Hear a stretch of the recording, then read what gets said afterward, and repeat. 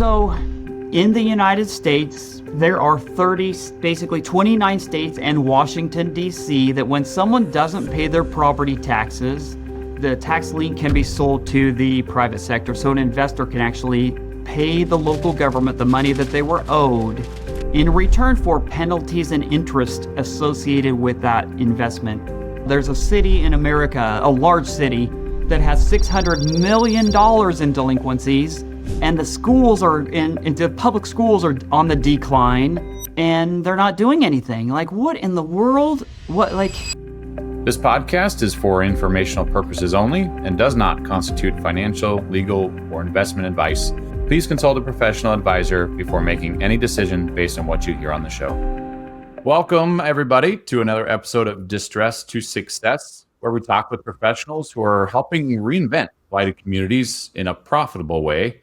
With me today, I guess, is a great friend, somebody I've known for a very long time in the industry that I originally came from. Brad Westover is the executive director of the National Tax Lien Association, which I don't want to steal all your thunder here, Brad, but it's the only nonprofit organization trying to do something better in the tax sales space. But welcome, Brad. Thanks for being on. Good to have you, Bri. Great to have a moment to chat. Well, I guess going back, as far as I've known you, I think I got in the space, the tax sales space it is, really in 2009. I think I finally caught wind of and joined National Tax Lien Association in 2012. I guess eventually I'm gonna say earned my stripes to where you eventually asked me to be on the board, and I've loved being involved and contributing any way I can. But let's maybe just tell us a little bit about the National Tax Lien Association, and then I'd love to hear more about your history and story, Brad, and kind of how you got to where you're at today. Sure, no problem. Well, how I got into tax sale space was there was two companies that basically revolutionized the investing in delinquent taxes in America. One was called Capital Asset Research Corporation in West Palm Beach, Florida. The other was called Breen Capital in Bordentown, New Jersey.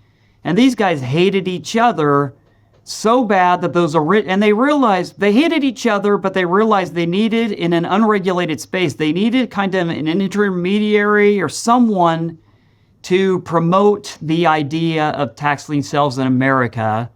And so in 1996 is when they had their kind of foundational meetings, and then really got organized and founded in 1997. And then in those original meetings, when the NTLA was trying to figure out who's going to be the executive director and just doing their corporate docs and everything, in their meetings, these two guys hated each other so bad, these two companies, they couldn't be in the same room. So it was like a mediation, more or less. It was interesting. But when I got connected with folks from Capital Asset Research Corporation, they wanted to change legislation in California, which did not allow for the sale of delinquent taxes to the private sector. And they said, Brad, we know you're from California. Do you know anybody? Just on a whim, someone I knew. And I happen to know the Governor Pete Wilson's press secretary was a good friend of mine from high school. So they said, hey, can you do us a favor? Can you set up some meetings? And oh, by the way, here's a book for you to give a little intro to what tax lien sales are. And they said, The 16% Solution by Joel Moskowitz. This thing was written like 30 years ago, and it's still a pretty good little staple piece. Have you ever heard it or read it, Bri? I have not read it. It's probably one I got to add to my list. But yes, I mean, there's a few really good ones that seem to have been around forever. One in New Jersey, the Fast Five in Florida. But I'll have to read this. Yeah. One.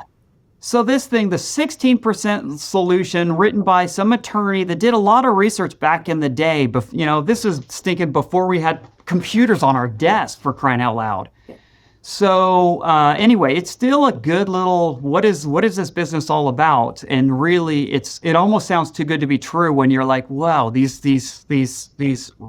adjusted rates of return are pretty remarkable and at that time they were really good, because prior to those two companies buying a ton on an institutional market. Before that, there literally was more tax liens available than there was investment dollar chasing it. So at the local auctions, these golfing buddies would get together. 5 of them would sit there and just kind of buy, what they wanted to buy. But there was really, they didn't buy everything in the sale, unlike today that's really hyper competitive. But so I introduced Capital Asset to these state representative, met Pete Wilson and his local government affairs people, and we were successful in passing the legislation in California. And they said, hey, thanks for doing that. Can we'd like to hire you. I was just finishing college, and they offered me a job. And so they said, come here for 3 months to Florida. We'll train you and we'll send you home to California. And that was literally 30 years ago. So I'm still in Florida, still in the space. So Capital Asset Research Corporation hired me, and for 17 years of my life, I ran around the country investing in delinquent taxes in America. 22 states, $1.5 billion, and saw a whole lot of, a ton of lessons learned what not to do and a few lessons on what to do. But it was great. It was great. And then, the NTLAs only had 2 executive directors. My predecessor was named Howard Liggett. He was a tax collector up in Pensacola and Escambia County. And then he got out of the space. And then this opportunity presented itself to run the nonprofit association, the National Tax Lien Association. So I stepped aside from my investment role in this space. And in reality, this is a much better fit. I'm not a finance guy. I'm a relationship person, and realize, when they went to find another executive director, the board I met with them in New York City. And they said, it's a lot easier for us to find someone that can learn association management, but we much rather have someone that understands the space. So that's the direction they took. Rather than get some association manager that didn't know anything about tax liens and tax lien investing and tax deed investing, they got the guy that does know it and was willing to, put these conferences together, these educational offerings and things that we do. So that was my start. And I think I've been at this position for 12 years now. And Brian, thanks for heading our state action groups, our legislative committee, or whatever. Over the years, you've served a lot of capacities. Brian's currently our vice president of our board of directors. So thank you for all that you do. Yeah, well, I appreciate it, and I, certainly not here to talk about me on that front, but I think. Maybe let's talk a little bit about tax liens in general, Brad. And I'm trying to think through the best starting point, just because I've been in the space so long. There's things I've realized that I almost take for granted. I think is normal. Everyone knows how they work, what they are, and I've realized not everybody, actually most people, have no clue what we're even probably talking about when we talk about tax liens and what happens there. So can you help us understand what the heck we mean, or what you mean when you say tax liens in general? Yeah, sure. So, I'm trying to think, if I were to write like tax liens for dummies, let's get it down to, hey, I don't know what this is about. Let me try to get to that level. So in the United States, there are basically 29 states and Washington, D.C., that when someone doesn't pay their property taxes, that the tax lien can be sold to the private sector. So an investor can actually pay the local government the money that they were owed in return for penalties and interest associated with that investment tool. It's kind of a I'll say it's a deal, right? But the county, right, or whoever the jurisdiction is that needs the capital, right? They're trying to balance their budget, right? These shortfalls, right?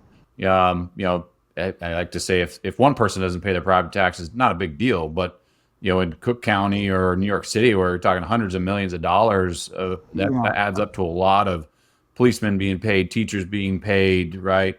Paved roads. It's a significant dollar amount, and so it's a deal that's struck between the the county and an investor, and the investor essentially, hey, a lifeline. Here's some capital. Right.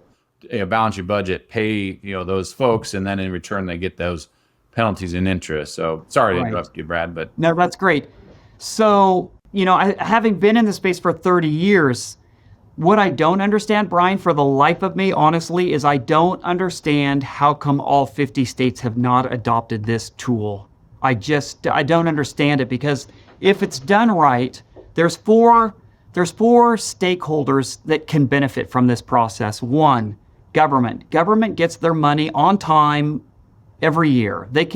When you have your budget filled and you don't have to guess who didn't pay their taxes this year, then you can fix the roads, you can pay the police, you can educate the kids in public schools, you can pay the teachers, and all is well when local government has their money on time, and that's what benefit to local governments. Number two, current taxpayers, which is 97, 96, 97, 98% of people in America pay their property taxes on time. So how fair is it that the taxes go up simply because there's not funds, because people aren't paying their taxes? So now everybody pays their fair share. So that's great for the current taxpayers. Delinquent taxpayers, how about a system whereby the statutory rate of, like, say, Florida at 18% gets bid down at an auction format, and now you're paying less because of this process?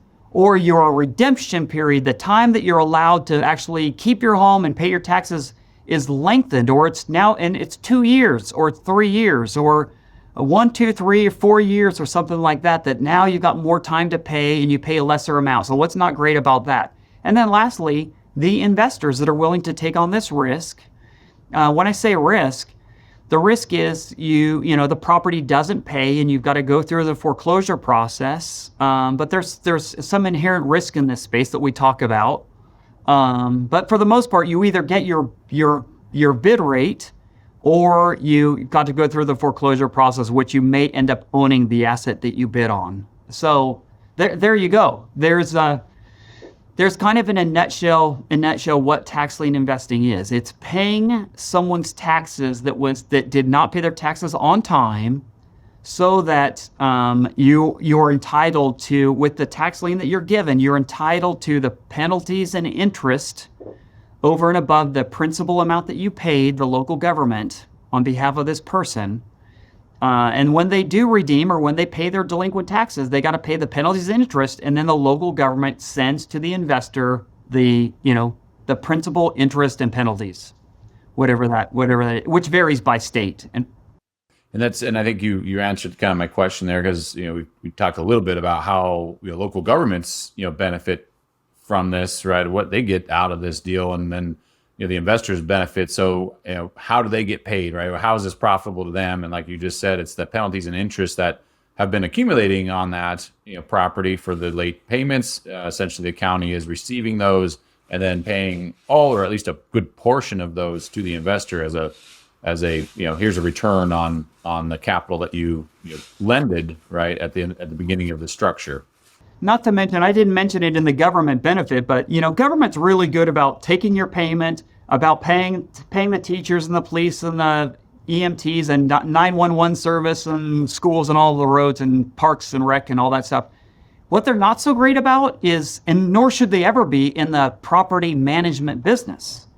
So that's the other caveat that's really great about this. On the tax deed investing side, which is now property tax foreclosure, turning into, this is really real estate. It's discounted real estate, and it's discounted real estate for a reason, because you don't have access. You don't have permission to open the door and check on what's behind the curtain. So you got some inherent risk that way, but the reality is it's a way to get your hands on real estate discounted from what would be on the normal market if a realtor went and opened up everything and recommended some renovations and sold it for top dollar. But the local government benefits because there's lots of folks in America that want to fix up properties and rent them out for cheap or sell them or whatever they want to do, but communities decline in America when they become unsafe which is a benefit property taxes and emergency services. Or if we stop educating the kids and the public schools are bad, those are indicators that more board-ups are going to happen and communities start to dilapidate. And we're just one of the arrows in the quiver that local governments should use to solve those problems. Yeah, and I think back to your comment about why aren't all 50 states doing this, right? It is kind of befuddling, because what in my understanding of the states that don't have this mechanism in place, they end up, I'll say, playing bank, right? There's usually elongated. I think there's a couple states where it's a very quick, tax foreclosure process. And I think in those instances, maybe the county solves their problem, but that's certainly not beneficial to the property owner, right? It's not benefit to the delinquent taxpayer property owner. It's not beneficial it's not very efficient. Right.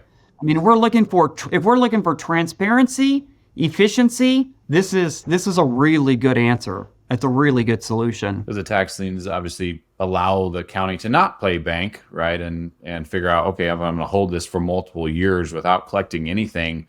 Now you have to get real creative in your budget, because I'm going to be short here. I'm going to have to pay for enforcing last year's delinquencies or 3 or 4 more years of delinquencies. And so the dollars you're able to put forth, right, for those public amenity, public utilities and so forth, just goes down. And that's there's something, I know one, I won't mention the city in America, but I know very well, there's a city in America, a large city, that has $600 million in delinquencies. And the schools the public schools are on the decline, and they're not doing anything. Like, what in the world? What would you do with $600 million added to your coffers to fix some of this problem? So it is confusing as to why someone wouldn't do this, honestly, for states that don't, or large cities that don't. Let's focus a little bit more on, I'll say, the tax lien investor, right? Kind of ignoring the tax deed side for now.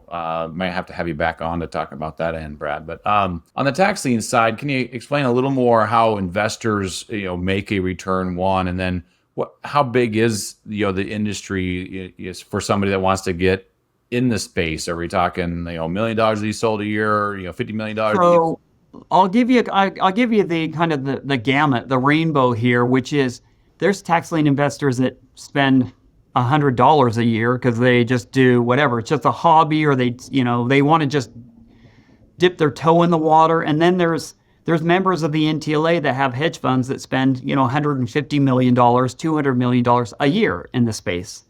I'd say the size of the space on an annual basis, or how many people in America don't pay their property taxes, is somewhere like $25 billion a year. So there's, in Florida, $1.7 billion last year was sold to the private sector, $1.7 billion. And so that's an annual number for the state of Florida. It's a rather large number when it's even over the 30 states that sell, but someone, the barrier to entry, someone can, it's, I guess, let me take it down to a micro level. So let's talk about some different things. One is a single family home. Let's say it's worth $500,000. And let's say the annual taxes are, 1%. It varies by state, all this stuff, like they call, Massachusetts, Taxachusetts, because the tax is higher. In Florida, there's no state income tax, so the property taxes are higher because they all get their taxes from somewhere. In Florida, it's 2%. So I'll use that model, 2%. So the house is $500,000, 2% is $10,000. So that's the tax bill. So it comes up for sale. It's going to be a $10,000 principal investment because that's what was not paid. And you're willing to say, I want this at 10%, and you're the winning bidder at 10%. And you paid $10,000. So you've got $1,000 in interest. That's, It always gets a little bit more confusing when you start to micro look at it, because in Florida, this example, there's a 5% penalty. So in the chapter 197 of the state statutes in Florida is whichever is greater, the amount you bid, it's a bid down starting at 18%, it gets bid down, and then or a 5% penalty, whichever is greater. So if you bid 10%, that's a little less than 1% per month. But 5% penalty if they pay in the first 6 months is a greater number than the amount you bid, actually. So that's the amount that you would actually receive. You don't have to really do the calculations as a private investor, because the county, does that calculation. You would want to know, is the check they sent me the right check? 99% of the time they're right. They've got systems in place to handle this. But it is wise to know, well, what was the amount that I should have received, and did I receive that? What I want people to understand on this call is, if you have a $500,000 home, a single-family home in Palm Beach County, Florida, which is a starter home in this area that I live in, $500,000 home, and the amount that's owed is $10,000. Does that feel like a safe investment? Yes or no? Well, of course it's a safe investment. You're investing $10,000 covered by a $500,000 home. So you're like, okay, yes. If the worst case scenario is they don't pay, and I'm backed by the collateral for this investment is really covered. So, that's easy math to do, to say, hey, that's a safe investment. Where new investors kind of get into some trouble is, they sell every single parcel. So they'll also sell some landlocked property, or maybe it's swampland in the Everglades or something. It's something different. So that rather than the tax amount being $10,000, now the tax amount is $150. So you have to say, okay, well, $150, that's an easier entry from a cash standpoint for me, an investor. But you always want to ask the question, what's the collateral backing my $150? Maybe it's a tiny strip of land that's 3 feet long, 3 feet wide and 100 feet long, somewhere along the free. I don't know what it is, but you gotta kind of know. We're talking about real scenarios that happen, right? Yeah. People that are getting in the space, and they. We'll talk about this in a second. There's nothing that prevents anybody, right, from starting to try and invest in this space. But you buy the wrong thing, you'll get burned real fast, and so you need to definitely do your research. That's right. That's right. What are some of the other, I guess, major potholes you think new investors could run into if they're looking to get in the space? There's a couple, and I'm glad you asked this question, because I learned a lot when I started, and all I knew was I read that 16% solution, and I felt like, oh my gosh, all liens are good, and this is all investable good stuff. And the reality is, when you buy something that the collateral's not worth really anything, and you're basically throwing good money at bad, and so you invest in it, and you really, when you dig deeper, you're like, what is it? And you don't like it. Well, not only do you not like it, nobody on the planet likes it. And so, you don't really want to take ownership of something that you don't have an answer for, or you have no solution for, and it's just not worth, even if it was $10, it feels like, you know what? I don't know what I would do with this. The other cautionary tale is there's a lot of infomercials on the planet that will tell you that over-the-counter liens are all good, and over-the-counter liens means they had the primary auction from government selling these liens to all the private investors, and most of these sales, a lot of them are online these days, so it's not in person, a lot of them. And there's a ton of bidders that are interested in this around the country and perhaps around the world, and nobody wanted it. Not one person in the room wanted this lien, and so it went unsold. And now the government has it, and it's available, called over the counter, that nobody wanted it. And these infomercials will profess that these are all great liens. In reality, most of them are not great, and most of them don't have a great solution in place. I'm not saying all of them, but rather than do less due diligence, if you're going to buy over the counter, you better know what you're doing, and you better double down on your research to feel good about it. And some of those filters of what makes something good or bad is how many years has it been outstanding?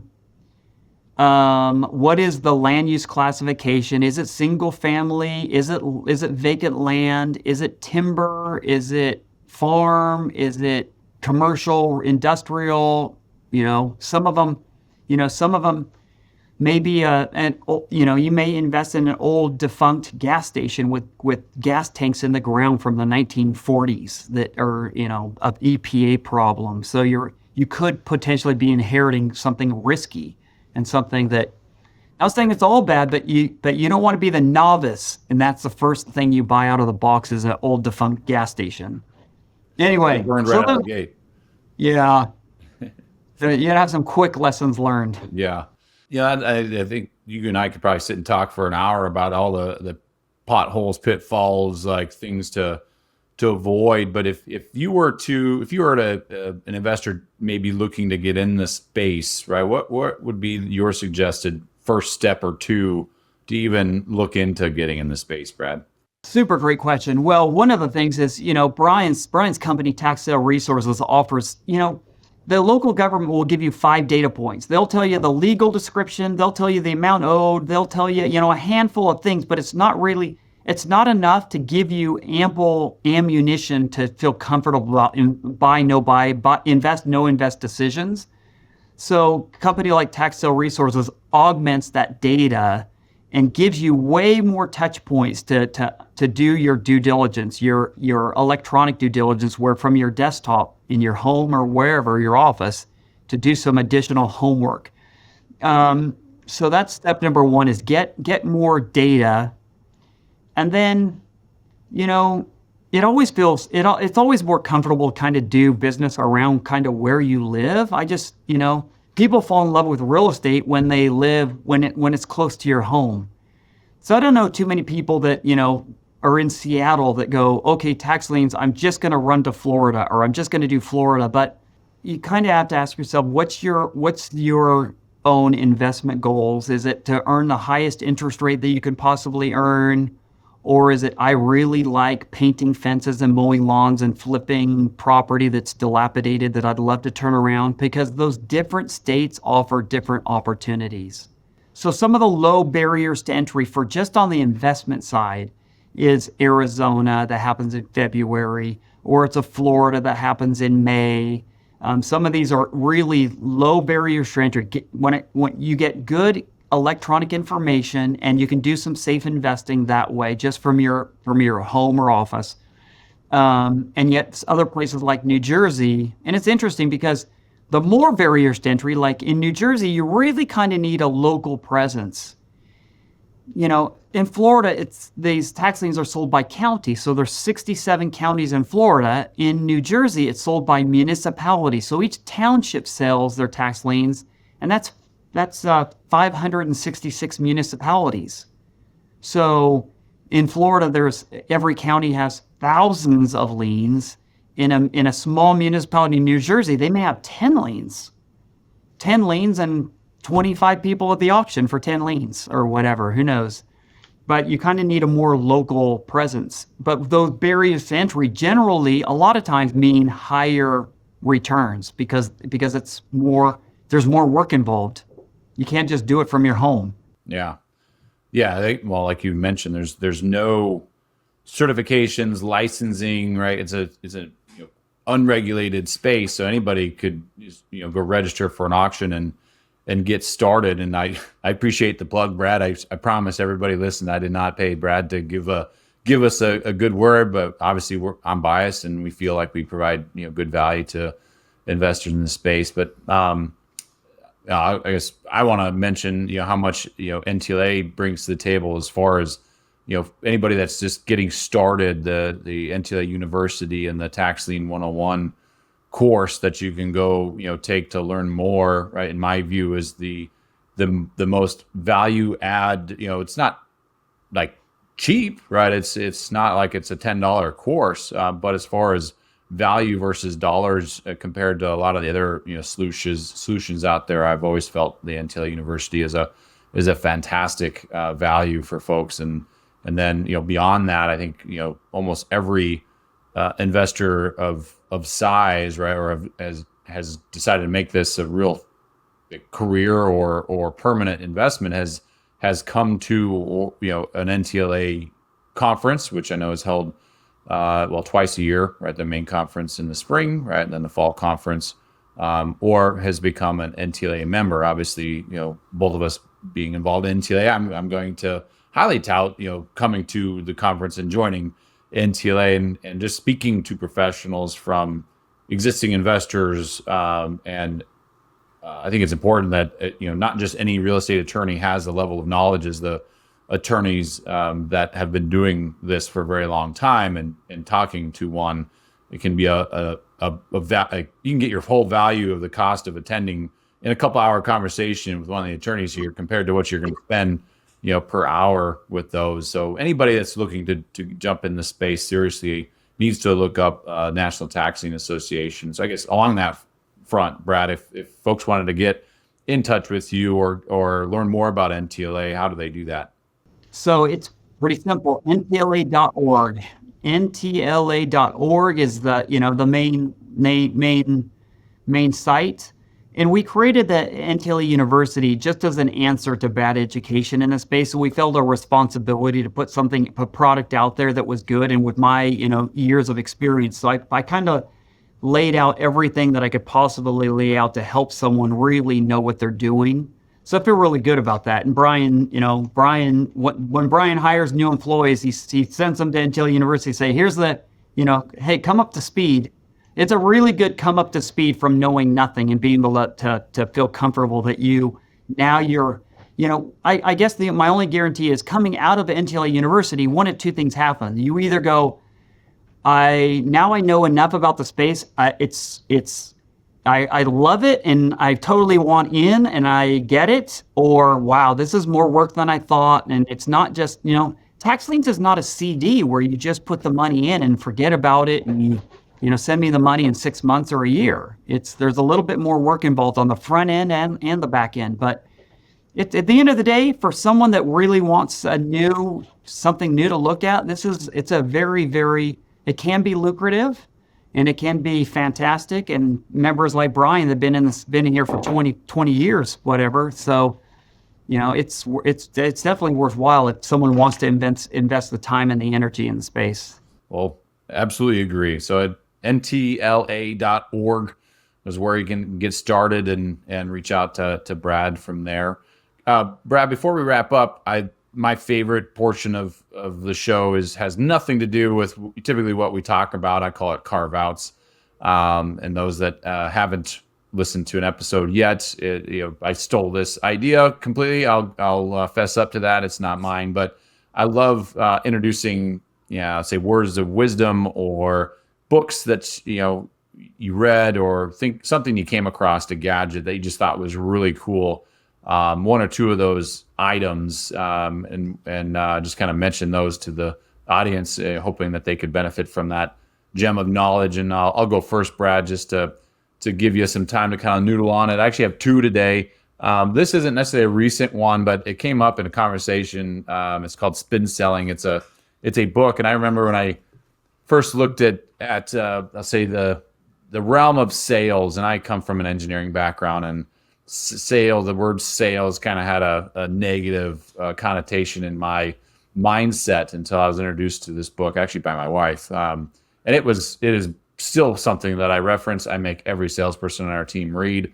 And it's just the very basic concept of you take the problem that is there, right? And if you have a solution for that, right, you're solving a problem, right? You're not trying to force a sale upon somebody. You're trying to solve a problem, and how do you make them come to that conclusion on their own?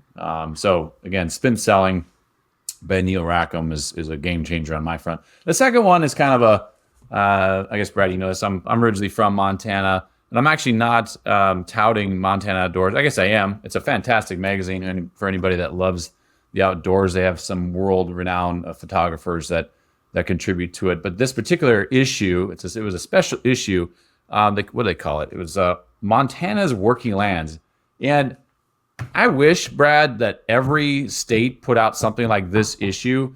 I grew up in Montana. My dad was a rancher. My parents were ranchers.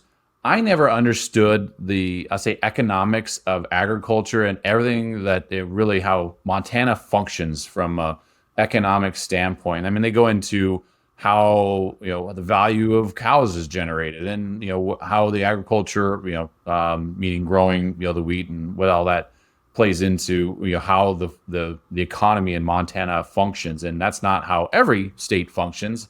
But I just wish there was something, and it's not like it's a book, right? It's pretty thin. But I learned so much reading this. It's the only episode I've ever kept. This is actually a last year's issue, and I keep it on my coffee table, and anybody that comes to visit, I let them peruse through it. And so for all you listeners out there, if you want to learn about Montana, Montana Outdoors is a great magazine.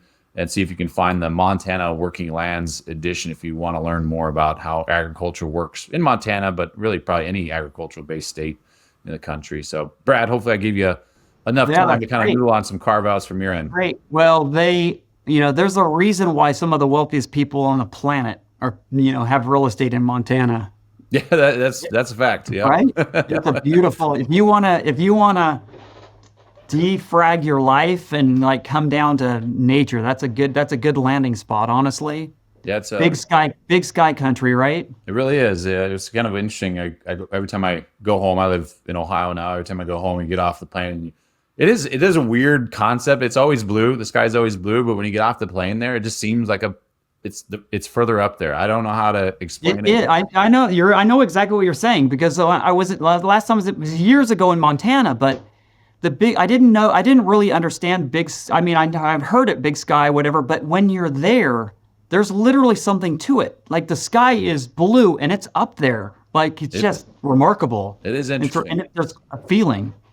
So, all right, listen, well, I'm going to go back to my original statement where I started in this space. And the guy that got me hooked up with all those appointments, the guy's name was Franz Wisner. And he's a high school buddy of mine, press secretary of Pete Wilson. This guy is getting married, and because of his position with the state of California, and he's just a really charismatic, amazing friend. I mean, put it this way. He was a student body president in my high school. His home was within walking distance, and every single day of his high school senior year, he'd walk to the office and say, "Are there any new students enrolled today?" And then he'd go find them in the lunchroom and then say, "Hey, I'm Franz, glad to meet you. Come to my house for lunch." I mean, the kind of person, a 16, 17-year-old at that, just That's an amazing human being. This guy's going to get married, and he gets dumped at the altar 2 hours before the wedding. And he's got people that have flown in from all over the world for his wedding. And the bride ditches him. And he writes this book called Honeymoon with My Brother, and sells the rights to the book to Sony Pictures for $1 million. And I don't know if the movie's ever been made. I don't think it has or whatever, but this guy takes his brother on his 3-week honeymoon, traveling over, and he writes a book about it. You talk about making lemonade out of lemons. Yeah. It's a really cool read about his experience on traveling doing a honeymoon with his brother and where they went.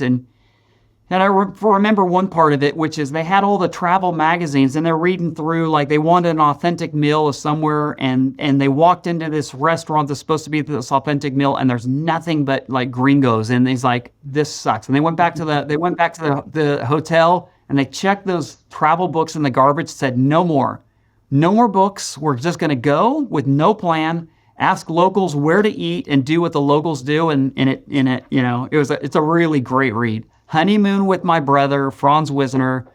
It's a really fun and a good read. That's awesome. Well, Brad, I immensely appreciate your time. Hopefully the listeners got out as much benefit and value as I did.